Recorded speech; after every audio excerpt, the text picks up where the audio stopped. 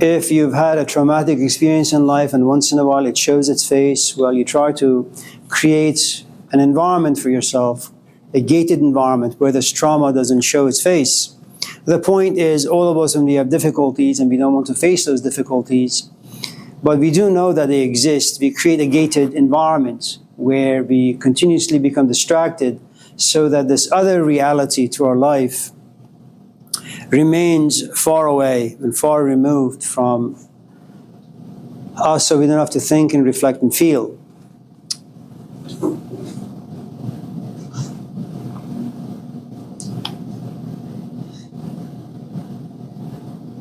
So,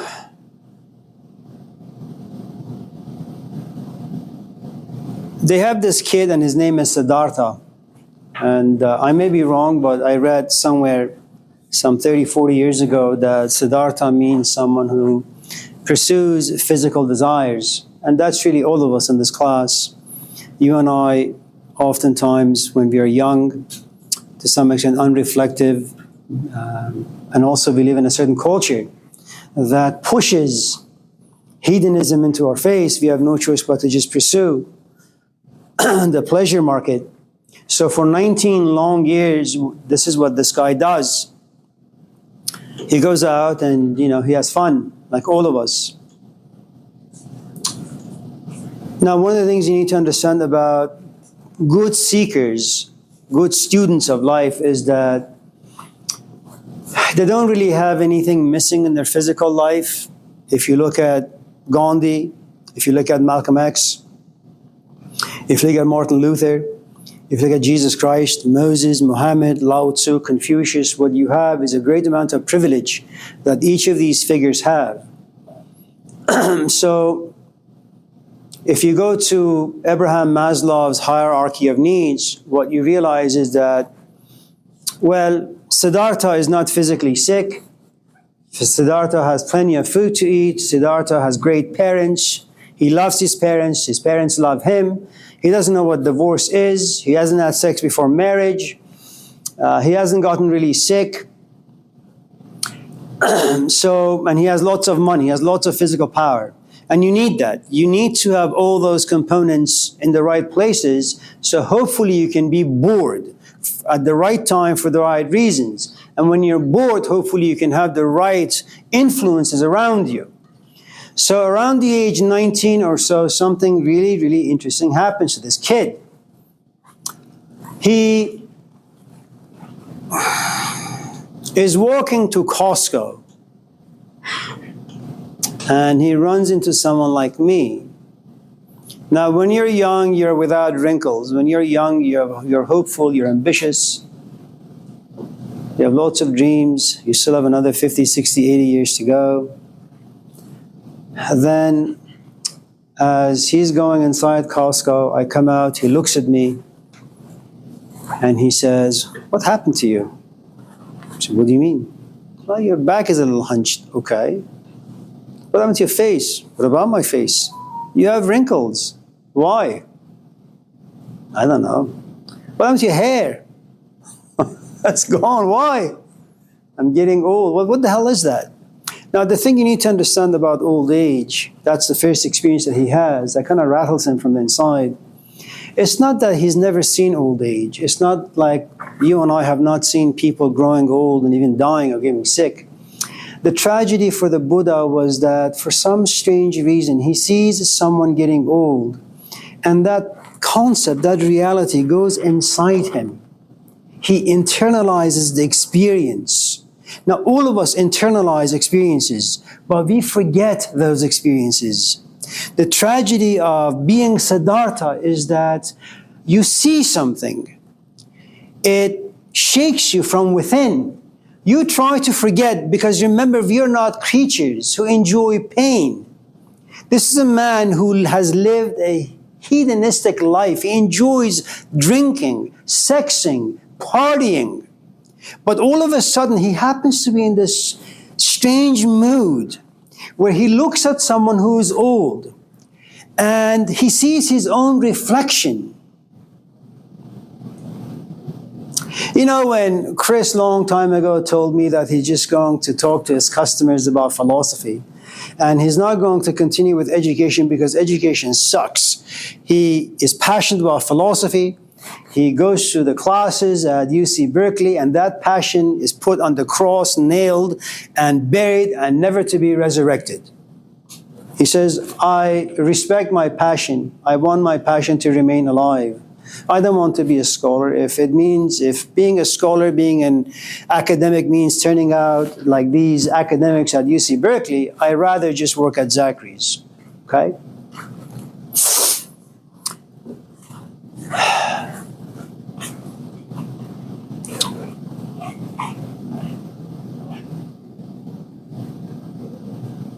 What happens when you get old?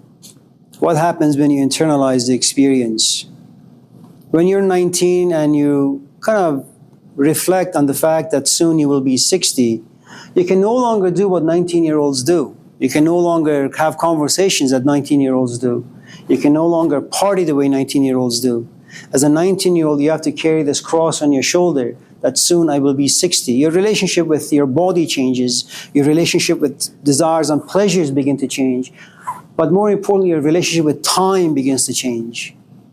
You want to make sure that you turn out to be 60, but you don't have very many regrets like Amir Sabzavari. That's the most important thing you want to make sure you don't encounter when you're 60. You don't want to look back at your life and begin to vomit or throw up because it's been a sucky existence. Okay? Now, so remember, if you don't internalize experiences, you won't observe them, you won't learn from them, you won't really understand them. It's just something to experience and then to be forgotten. Now, what it means to internalize is that all the other passions and desires that used to live inside you kind of evaporate. They'll go to the sideline, they go to the footnote, and the main thing is, oh my God, I'm going to get old. What the hell am I going to do with my life?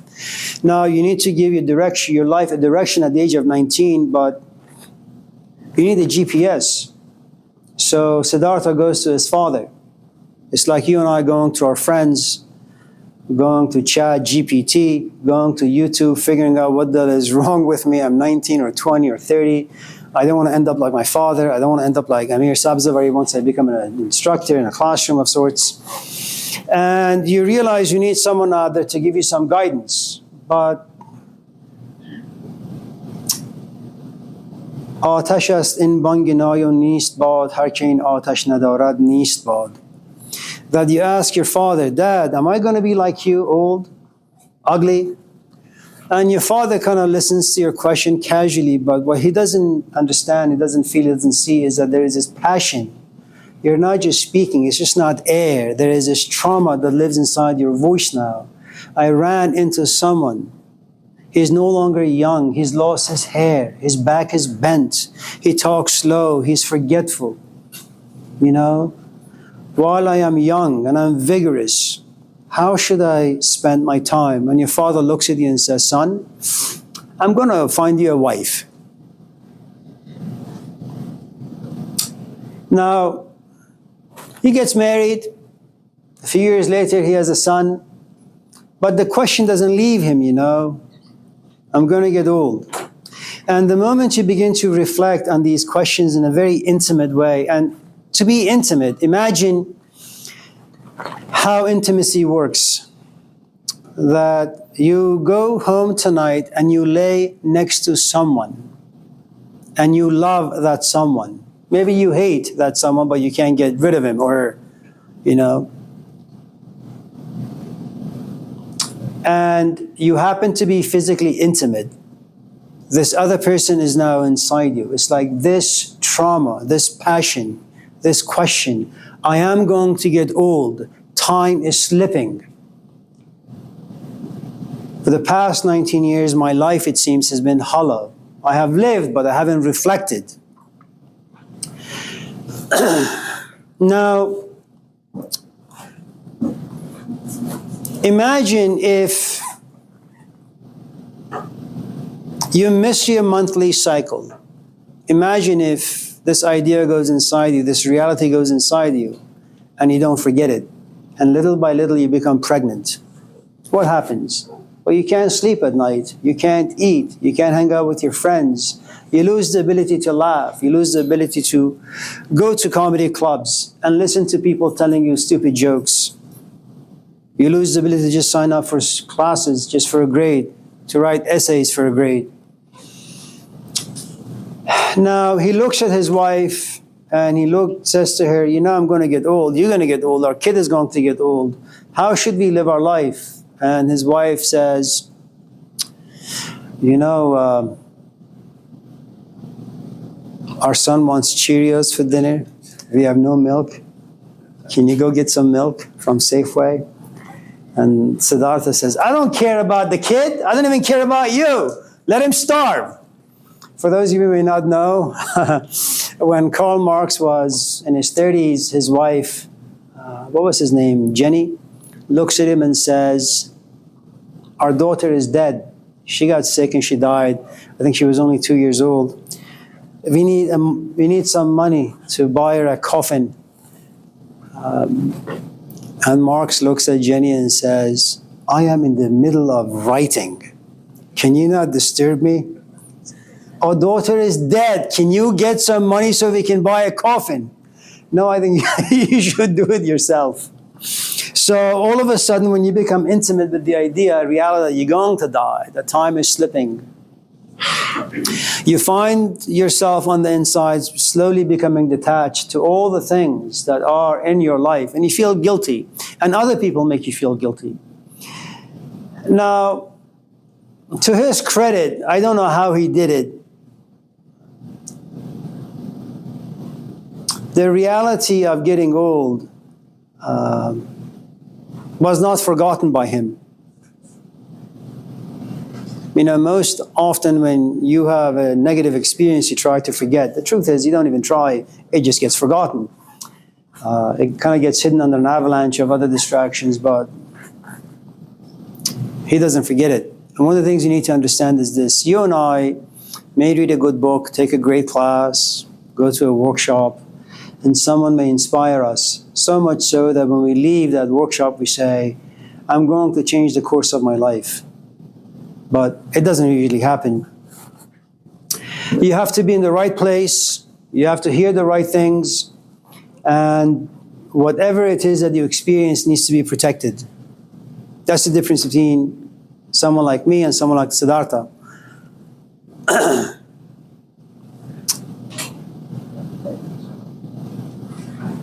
But the tragedy for him didn't end there. He goes out one day, deep reflection, and he sees the same man, Amir Sabzavari, and Amir is coughing. He's been sick before, but he doesn't know that with old age comes sickness. You just become slow. I was talking to my brother, and my father is about 90.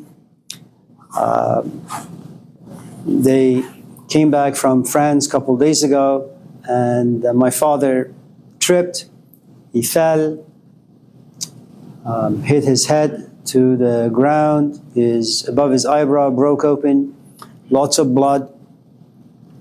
And so when you get old, you kind of lose a good amount of abilities.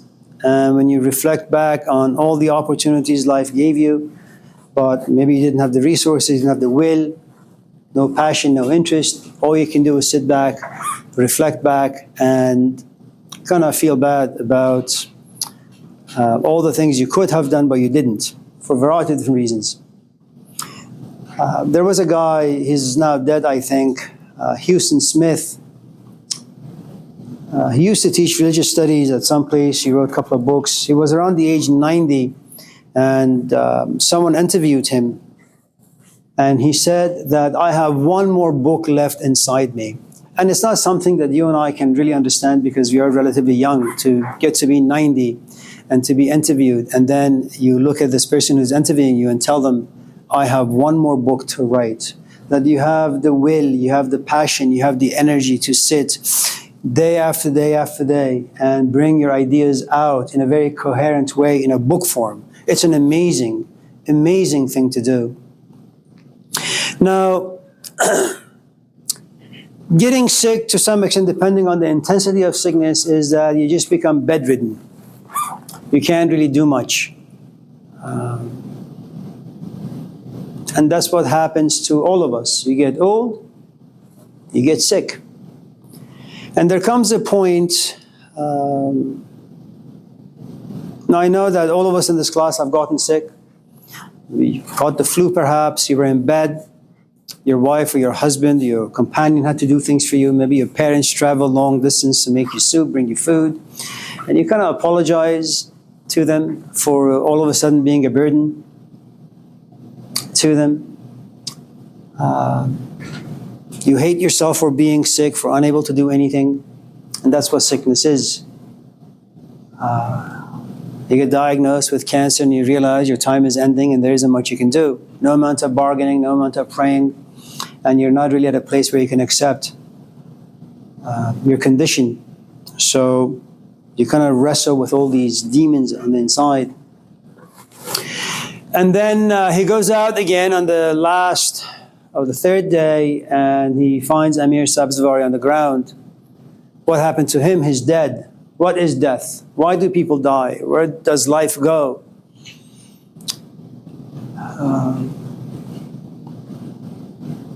Now you need to understand that these ideas really are not meant for us. I'm only sharing with you these ideas because I guess it's what this class is all about and it's fun. But the truth is it's not meant to be taken seriously. And I've no doubt that none of us in this class really take these ideas seriously. We can't. We're not in the right place. And though we may be inspired to kind of change our life so we can kind of become intimate with these realities of life, the truth is it's just not possible. We don't have the resources. And this is not a culture that even if you were to take them seriously, this culture would give you the resources to protect them. So eventually they kind of get forgotten. And then you end up like all the people who live in Berkeley. You take these ideas into a coffee shop and you talk about them over coffee or dinner or a glass of wine. Now, remember the episode in the Epic of Gilgamesh. Gilgamesh doesn't want to die. He's horrified by death. Because when you die, you will be forgotten. All the things that you have done.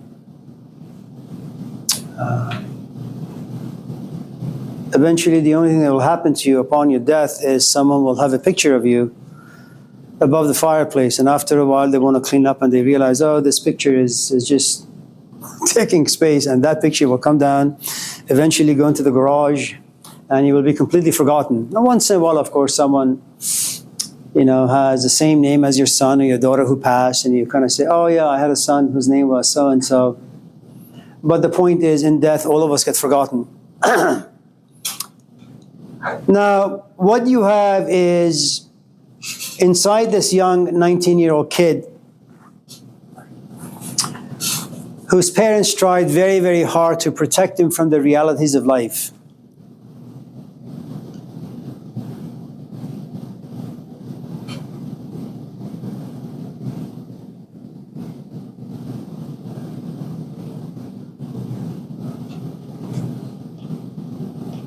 The idea that none of you in this class, your lives will amount to anything. You will marry and you will divorce. You will have kids and you will abandon them. You're fueled by some false narratives about yourself, about life. Life will beat you up.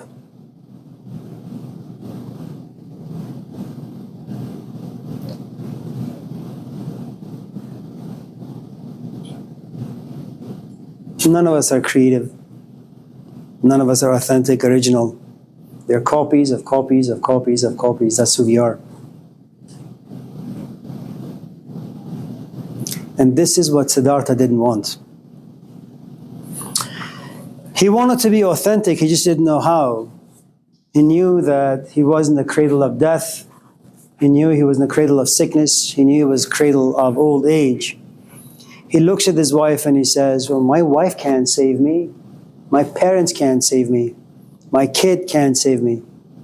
Why even be around my child?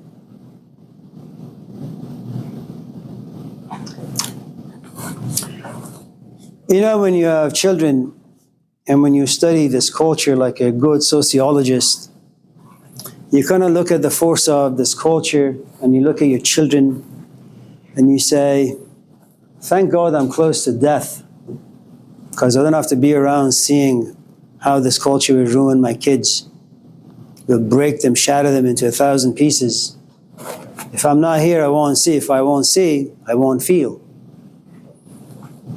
Now, you're talking about 3,000 years ago. You don't leave your parents. You also need to know that the Buddha's parents are Hindus, maybe even Jains. It's an offshoot of Hinduism. When you become a very, very serious student of life, you realize all the past philosophies will no longer give you any nourishment. Jesus could have remained a Jew, gone to the synagogue every Sunday or Saturday. Didn't want to. For him, it was just useless.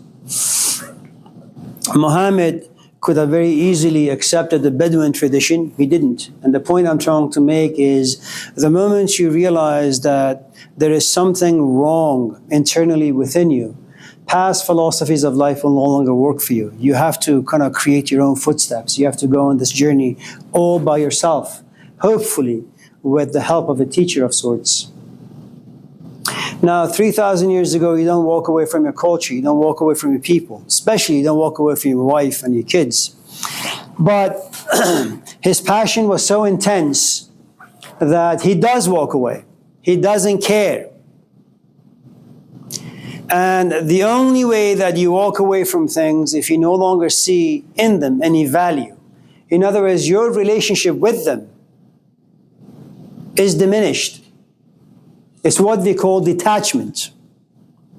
Now, for those of you in this class who have trauma inside you, or you feel as if you want to be a Buddhist and exercise detachment in life, one of the best ways to exercise detachment is to be passionate about something.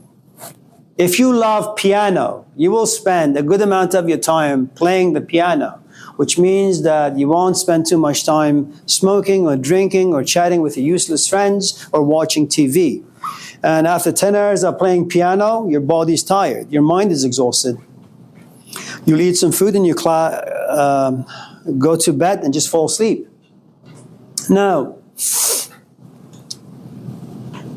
once you become attached to, I want to understand the meaning of life, there is death, there is old age, and there is sickness, you find yourself isolated, you find yourself completely alone. And no one is out there to help you, not even the gods. They will abandon you. And that's one of the things you need to understand. If you want to know how swords used to be made, it's kind of like making a human being and making a human divine, which is you put this raw piece of iron into fire, it becomes red, you take it out, you hammer it, you put in the cold water, back in the flames, hammer it, water, fire, hammer, water, fire, hammer, fire, until after 2, 3, 4, 5 weeks, a piece of iron that was like 5 inches thick, now it's just a centimeter. And it's all because of the heat and all the abuse that it suffered. But you need to be in the hands of a good craftsman. There comes a point where the Buddha just leaves. You leave your culture, you leave your parents, you leave your wife, and you leave your kids.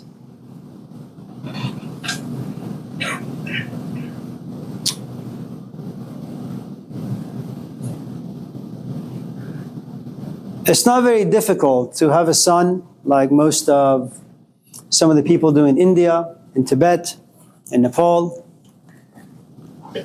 where you have all these monks coming from Far East to America wearing a saffron robe, walking around giving us nuggets of wisdom. They say the Buddha said this, and the Buddha said that, it's good to be detached. And he asked them, so have you ever been married? Never been married. Do you have children? No children. How are your parents? I haven't seen them for a long, long time. Were you ever close? Oh no. And what you realize is that they're missing this very, very, very important component inside them, most of these people who are Buddhists. The Buddha was a man of the world. He was a family man. He was a son. He had money. He was going to be a king of his environment. He had lots of privilege. It's not easy to walk away from privilege, you know. If you're poor and you demonize money, you haven't done a big deal. If on the other hand, you have a lot of money and you walk away from the whole thing, you've understood a few things about yourself. Or at least you've come to a place where you realize that money can't nourish you anymore. So you walk away from it. Okay? So one of the things you need to understand about the lives of people like Moses, Jesus, Malcolm, Martin, is that they have everything. And yet none of the things that they have can answer the questions that live inside them. So they walk away. Okay?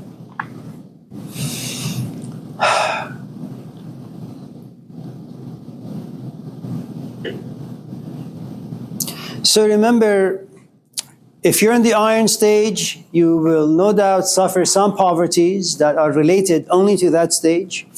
If you're in the bronze stage, you suffer some poverties that are in that particular stage, unique to that stage. If you're in the gold stage, at least you want to understand some of the stuff that live in the gold stage. You're not poor because you don't have health. You're not poor because you don't have a house. You're not poor because you're not in a relationship. You're poor because you have lost your soul, and that is what you want. The iron, the bronze, and the silver will no longer nourish you. Okay? Now,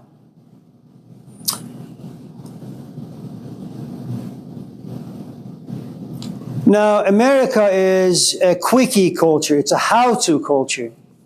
That if there is a question that you have, you want to find a quick answer. What you find in the Hindu tradition, in the Buddhist tradition, and all the traditions we'll talk about in this class is this. When you begin to have some existential dilemmas, spiritual dilemmas, religious dilemmas, when these questions, religious, existential, spiritual questions, take over your life, what these traditions tell us, it's about a 15-year process. So you could digest and process healthily guilt, shame, regret, loneliness, depression, suicide. And hopefully, once you are enlightened, you can kind of process the hidden evils of your own ego, pride, arrogance. Once you processed all of that, then you can kind of attain what we call humility. It's one of the last stages, where you rather be invisible than to shine. There was a guy a long time ago, his name was Franklin Merrill Wolff. He wrote 2 books. He was a mathematics genius. One of his last books was Consciousness Without an Object, I think. After a while, he just left society, like Gilgamesh or Enkidu. And 2 scientists were interested in his ideas after reading his books. And they contacted the publisher. And the publisher contacted Franklin. And Franklin said, whoever finds my door finds it open. In other words, you don't go out there, advertise yourself. It's something we've talked about in this class plenty of times, that good teachers remain hidden. No one's going to contact you if there is a gathering of sorts. You need to contact them. No one's going to invite you to their house. You need to contact them. Because the truth is, it is your passion that needs to be the driving force. A good teacher will never manipulate, exploit you. Okay? Now,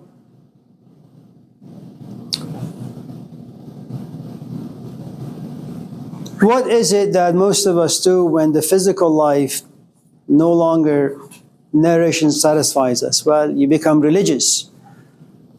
You begin to read the Bible, you begin to read the Quran, you begin to do meditation, you do yoga. You go to Berkeley, buy yourself a yoga mat, a yoga bowl, begin to wear tights. You do Bikram yoga. Fucking Americans. And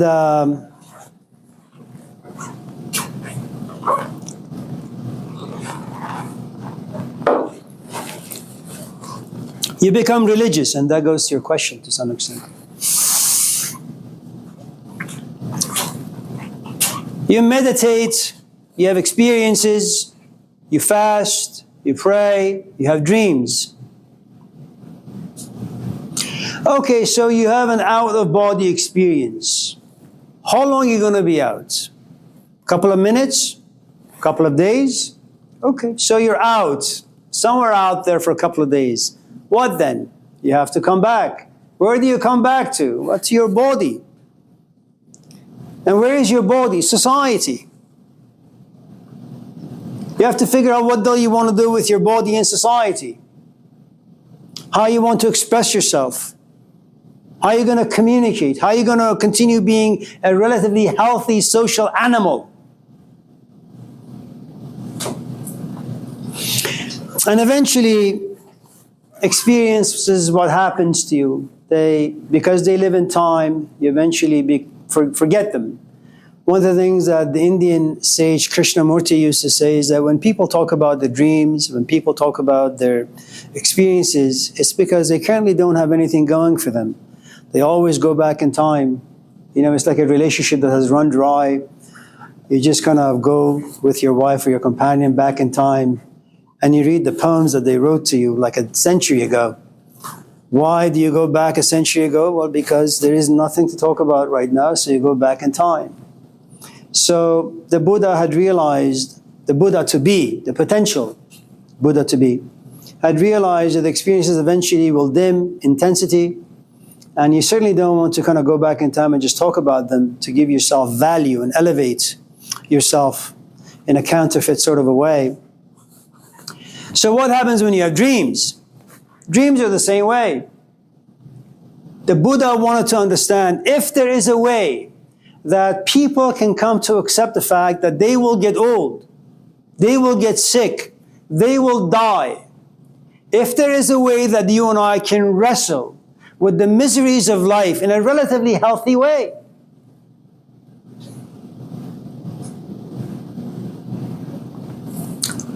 So he wasn't really after these experiences that most people are looking for.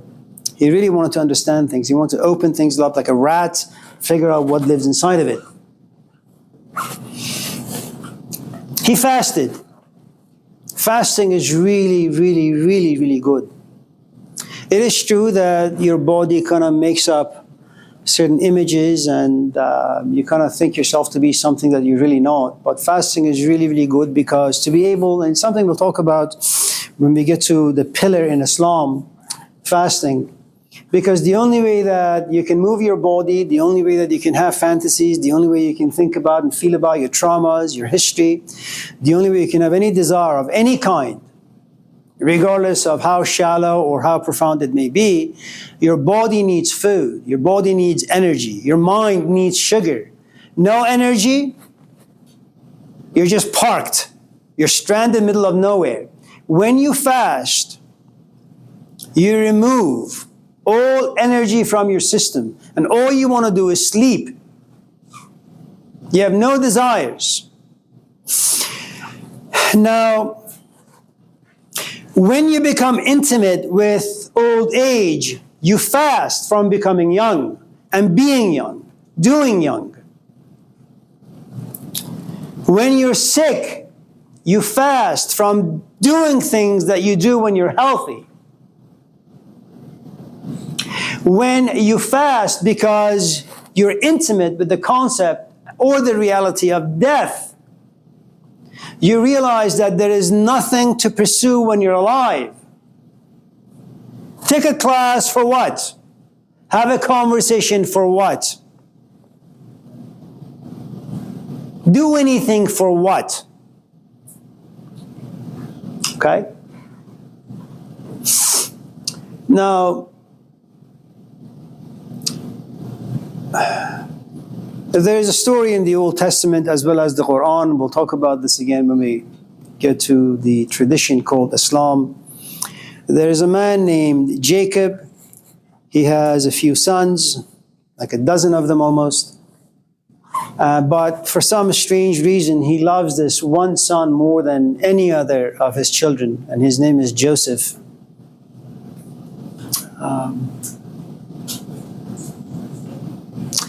When his brothers become very jealous of their father's love for Joseph, they have this plan to kind of kill him. And so one day they take Joseph out, even though his father resisted. Eventually he's convinced that his brothers will take care of him. Eventually, at the end of the day, the 11 or 10 brothers come back home, but Joseph is not around. And Jacob asks, where is Joseph? Well, he was attacked by the wolves and he was devoured. Here's his t-shirt and it's bloodied, we are sorry. And Jacob cries and cries and cries and cries and cries, so much so that he loses his vision. He can no longer see. In other words, it's a great symbolic story that, and Joseph in the Sufi, in the Islamic tradition, symbolizes beauty.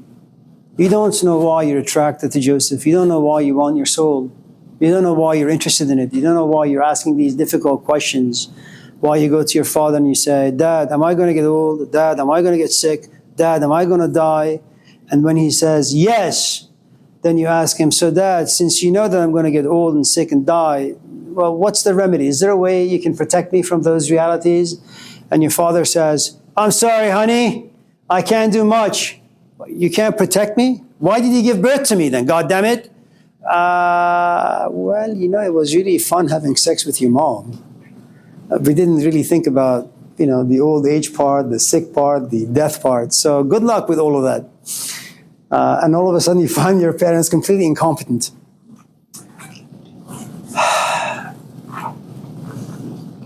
And so one of the things that you have to understand about the story of Joseph and Jacob is that you have to come to a place where you no longer are interested in all the other desires and distractions. You're only interested in the Joseph that lives inside you.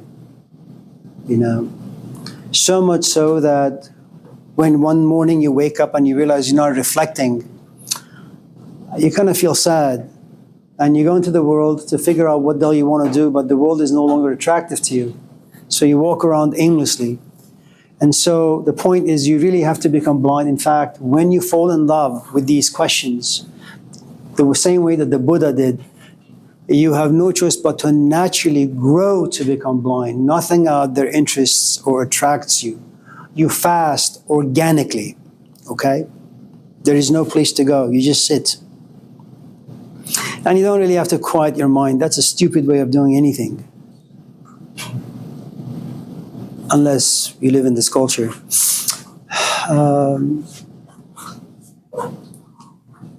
So,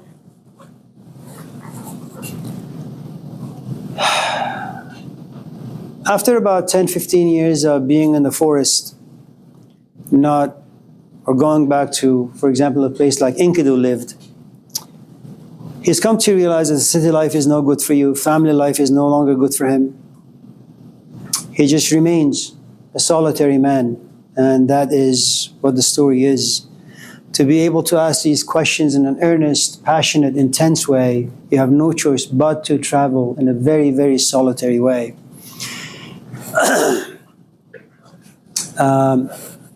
Now, luckily for him, of course, he has a breakthrough. What he sees, what he discovers, is called the Four Noble Truths. So let me give them to you. Before giving you the Four Noble Truths, let me kind of just tell you how this thing unfolds. It's called the path to understanding. The first few years of your life, the first couple of decades, for some of us, the first, maybe all of our life, We live in what we call the sensory perceptory world. In other words, your senses are the GPS of the Bible to life. That whatever you see that's attractive to your senses, you follow and you're guided by them.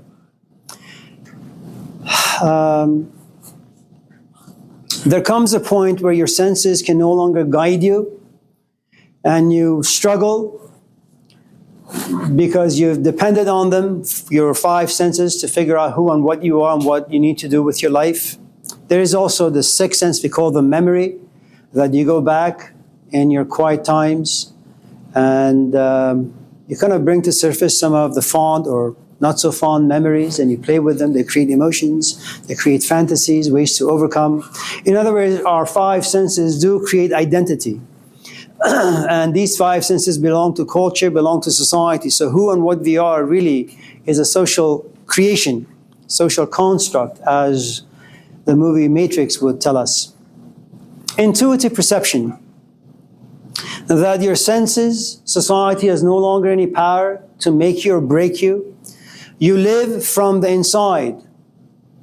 You're governed from the inside. The kingdom of God, if you want to use Christian terminology, the kingdom of God has been obtained. Breakthrough has been reached. You're no longer your body. You're no longer your mind. You're moved from the inside. Some of you perhaps have seen the video that Cassie has posted. Some of you may have not. There is this beautiful scene in Symposium, a work written by Plato, about Socrates going to a certain place, and a group of old men like me, all drunk and high, are sitting, and they're bored. It's okay. They're bored, they have nothing to do, so out of boredom they look at Plato and they look at Socrates and they say, Socrates, can you tell us about love? Now, Socrates, of course, goes on and talks to them about love for hours. There comes a point where he catches himself realizing that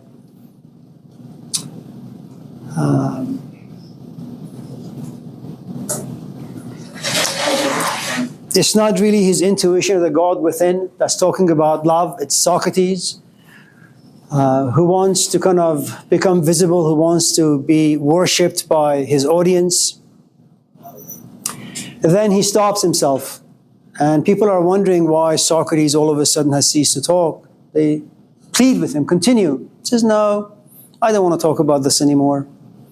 He goes out and he cries, he prays, he asks for forgiveness from the gods that, a long time ago the muses blessed me, baptized me with love. Now people ask me about love, and I speak of love only to elevate my own social status. Let me go back in there. Let me talk about love the way the gods desire. And he goes back into this environment. He closes his eyes. He falls into a trance, and he talks about love. And all the old people sitting and listening become intoxicated. They laugh, they cry, they scream. There's a poem, I'm not really quite sure who it's by. ساقیا بده جامی زان شراب روحانی تا دمی بیاسایم زین حجاب جسمانی. I won't translate it for you, it was just really mainly for me.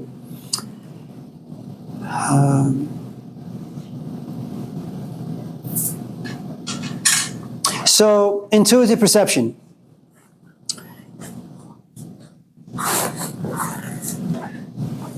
I'm not really sure what that is, what kind of a state that is, what kind of a human being is created.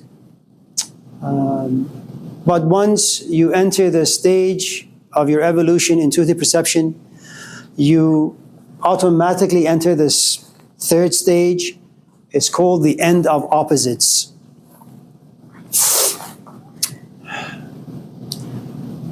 The senses create this ethical and moral code, right, wrong, good, bad, God, evil, light, darkness, pain, pleasure. Out of this particular platform, you have what we call judgments. You categorize people into good, bad. You categorize actions, human behavior into good and bad. End of opposites mean that you're no longer a human being in the sense that you're no longer functioning through the sensory organs. You understand why people do what they do.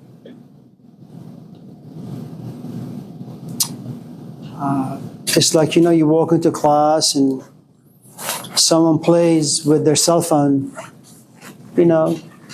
and incompetent instructor looks at the person and said, "The hell are you doing?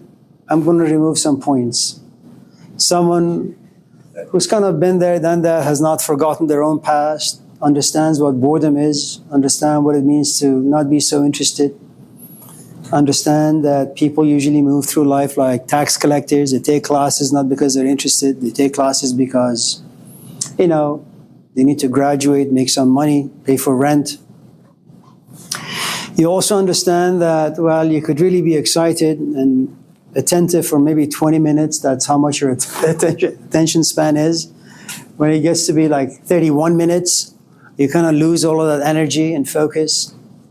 And so you look at someone who's playing with their phone and say, the hell with it, who cares? I'm just going to give them a C, maybe an F, and move on.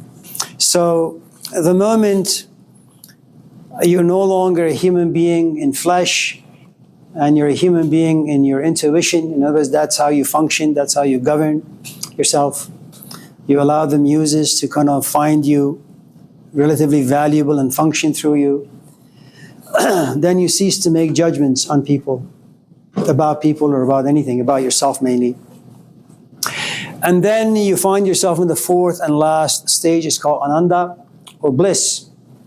Everything becomes like a paradise.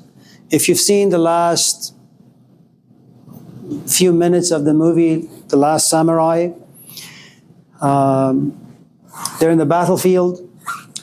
The chief or the elder of the samurai community has been gunned down. He's about to die, but he's being held up by the last samurai, Tom Cruise, our Mission Impossible hero. And as he's about to die, he looks at the cherry blossoms. And he doesn't say, I'm dying. He doesn't say, oh, help me. He doesn't say, oh, I'm sorry for putting you through this. He kind of just looks at the trees and the cherry blossoms and says, oh, cherry blossoms, it's a good day to die. In other words, being alive or being dead, they're both the same. Good and evil are both the same. I'm not again quite sure how people get to this place. But I do know that all of us in this class, without exception, have these moments where we are able to put ourselves in another person's shoes to understand why they do what they do, why they are the way they are. And at that particular moment, you don't really have to make much effort to forgive them, to understand them. It just happens very naturally, organically. It takes no effort on your part. It's like that's your ananda, that's your bliss. The only difference, I suppose, between us and someone like the Buddha is that he was like that about 10, 15 hours a day, as I am the way he was, maybe once a month, if I'm lucky, for only a couple of seconds. That's the only difference, okay?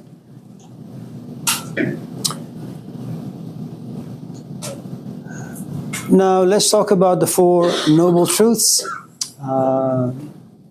This is the map to life. And remember, for those of you who like to drink, like to smoke, like to fight, like to do therapy, like to do porn, when you're bored, when you're angry, this is an ancient way of doing therapy on yourself. The Four Noble Truths. The first is that life is suffering.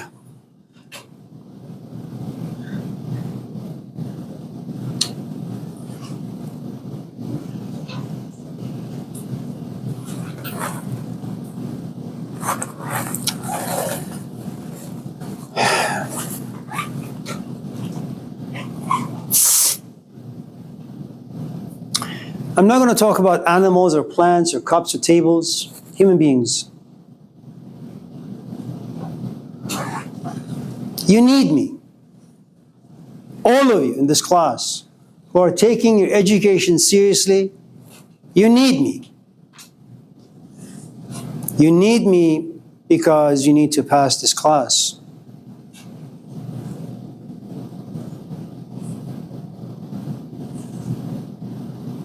You need this class.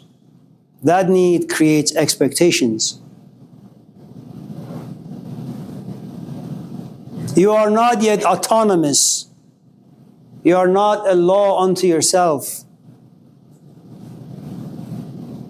We need a whole host of things to survive. And because we have no choice but to pursue them, to expect things. We have outcomes. That creates dependency. That creates codependency.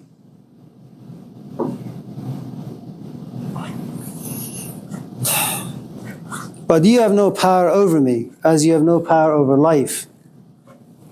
And life is not going to play the sort of a game you want it to play. Life will break you in ways that you and I don't understand. We don't want to be dependent, but we have no choice but to be.